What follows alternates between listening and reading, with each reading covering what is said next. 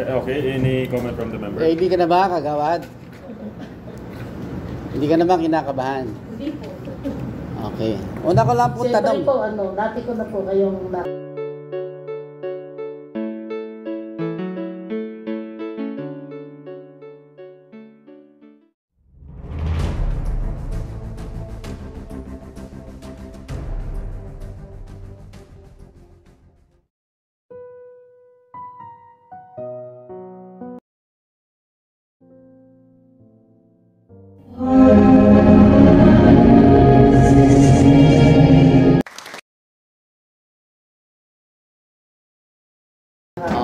Huwag kang kabahan. Alam ko po naman na talaga pong inaano nyo lang po kami, tinuturuan nyo lang po kami matuto.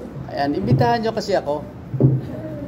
Yan yung barangay para ganito po kagawad ang sabi nyo kasi na aamindahan yung barangay ordinance. Nasa yung kopya yung barangay ordinance number 3 series of 2019. Daladal nyo po. Sek. Hindi. Kasi yung kasi yung ordinansang subject for amendment, dapat may dala kayong kopya para makita naman ano ba yung binago. Di po ba?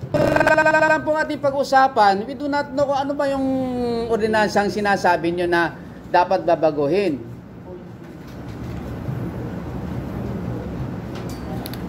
Ano, Sek?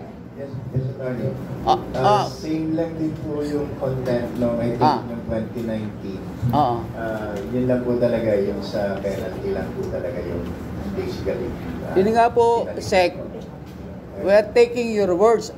Yes, pero wala kaming kopya na pagbabasihan namin na ganoon ba talaga ang laman ng inyong ordinansa. Yes, di ba? Dapat, kagaya lang po sa City Council, pag gumawa tayo ng ordinansa, amindahan natin. Naiwan. Send lang. Kasi magiging basehan din namin, ito pala yung binago. Wala kaming makita pinapagpag ko na, wala So, pero din po kasi mga picture na gumagaba kami sa area. Wala problema dyan, kagawad. Ang problema natin doon, yung kopya ng inyong binabagong ordinansa. So, wala kayong dala, Sek? Wala po, Attorney. So, anong gagawin natin? Provided na lang po. Anong gagawin? To be followed. To be followed na lang po. To be followed?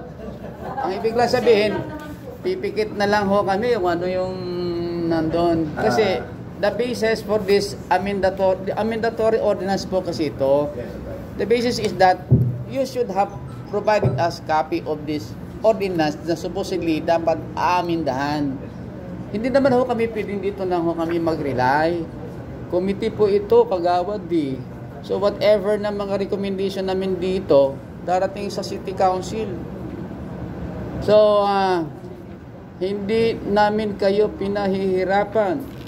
Kami po ay inilagay lang namin kayo sa maayos na kalagayan. Sana maintindihan nyo po kami.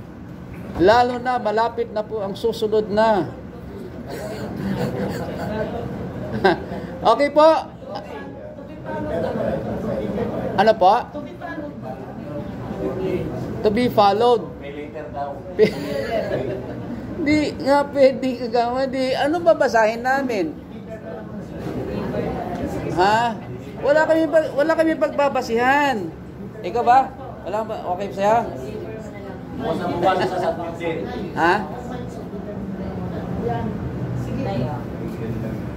Sige po, noted po. Editor na lang po uli natin. With that, Mr. Chair, I move that we grant the request. Kaya pong dalhin. Sorry lang sa, may comment lang din ako, Mama. Ito ba talaga yung naka-recess ba doon? Ito yung naka-recess. 1 minute recess. 1 minute recess muna. Pag mag-amend sila, sir, ganito rin talaga yung ginagawa. Hindi nga Kasi di ba, amending lang. So, ang dati, existing pa yun. Yung amendment na lang dapat yung ilalagay nila. Yun nga, yun ang gusto kong makita. Hindi dapat. barangay ordinance amending ito. Hindi yung amending Tapos barangay diba, ordinance number mismo. Dapat section lang. Oo. Tapos yung section na yun. Yun Reads ang as lagay. follows. Read as follows. Yung guys ang ginagawa natin. Yun na. Yun ang gusto kong makita. Sige. Ah. Okay na. Hindi po okay kagawad na approve na. Meeting resume. Okay, any comment from the... Deferred na pa. Motion to defer. Okay, duly seconded. The ordinance number Parang 4, kilala ko yan. series of 2024 of Barangay Batasan Hills is deferred. Next item. Oo nga, parang kilala ko nga. Ayun, thank you po. Thank you po sa lahat. Okay. Wag pa sa malo ba, kagawad ha?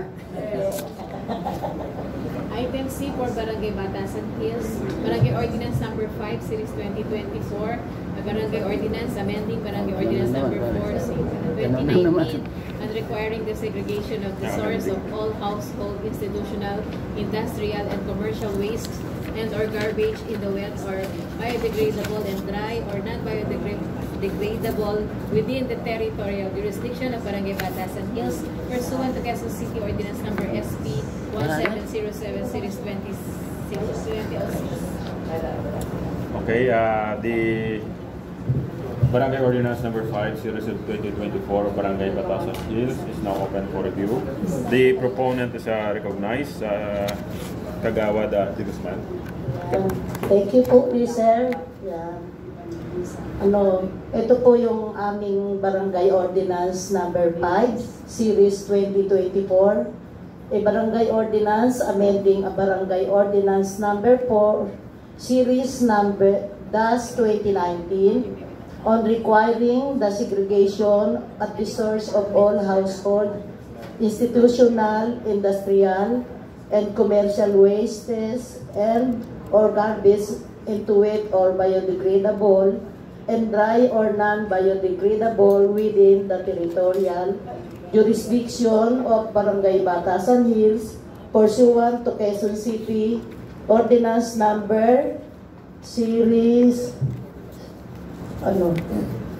SP-1707 Series -2006. Yan po ginawa na po uli namin, inamend po namin yung ordinance na yan dahil para po yung pong mga nagtatapon po ng basura talagang mahigpitan natin kasi po ang penalty po nila 1,000, dati pa rin po yun. Tapos kopya wala siyang kopya. Kopya nung unang ordinansa. Wala yung kopya nung una po. Wala po. Puro po kami makakalimutin. Pero meron po. Kaya kanina pa rin ni attorney yung kopya. Kagawad, Ilocano ka ba? Naiintindihan lang po. Bisaya ka? Nabasit. Ilocano. Ilocano po. Ayan.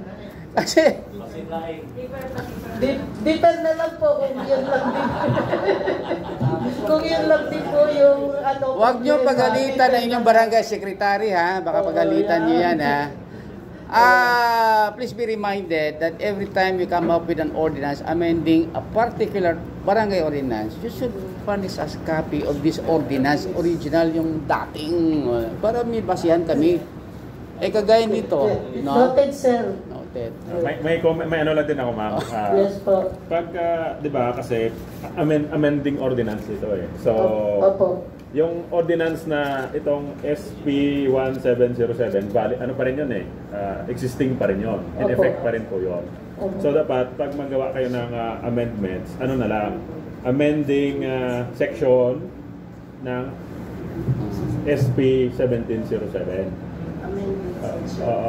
Yung specific section na lang, yung ilagay nyo para pag basahin yung dalawa na yun, hand in hand sila. Tapos, let's say yung section, yung sa penalty lang, section 5. Yun lang yung ilagay nyo po. Yung section 1 ng ordinance na to, na sinasubmit nyo, the section 5 of yung inamendahan nyo reads as follows. Tapos, pwede i-underline or i-highlight nyo yung mga binago nyo para makita agad siya. So, anyway, alam din ni, ano yan, ni Sir Cordoba. Si approach na lang Sek, po si siya. Sek. Dito po kasi walang binago dito sa ordinance ko nito. Wala po, dati pa rin po. Opo. Oo. Mayroon, kasi nga po nag-amend kayo eh. Yung penalties pa rin, di ba? Nag-amenda yun. Yun. Amending. Yun nga. Ayan. Yun po. Noted po. Dadagdagan ko lang, Salamat po. Mr. Che, dadagdagan ko lang. Salamat. Kasi po ang nangyayari po dito, Barangay Sec, nag-amend ka, pero nilagay mo rin yung buo, yung dati. Hindi na.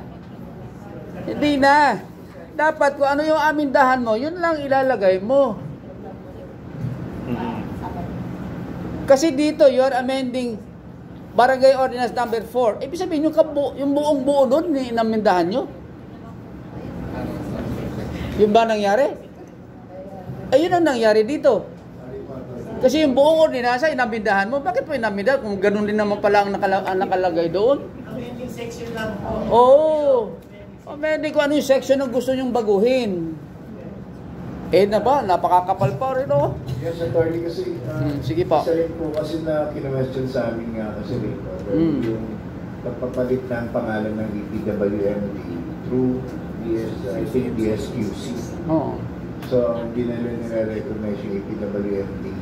Kaya nga po, Isama niyo po yun sa very clear po yun. Kasama rin po Oo, yun sa yun sa amindahan.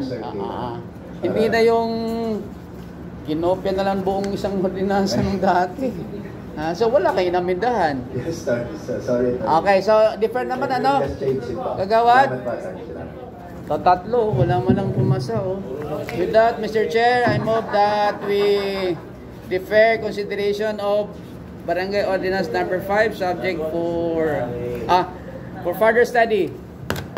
Okay, the Barangay Ordinance number 5, series of 2024 Barangay Ordinance is deferred. Thank you very much.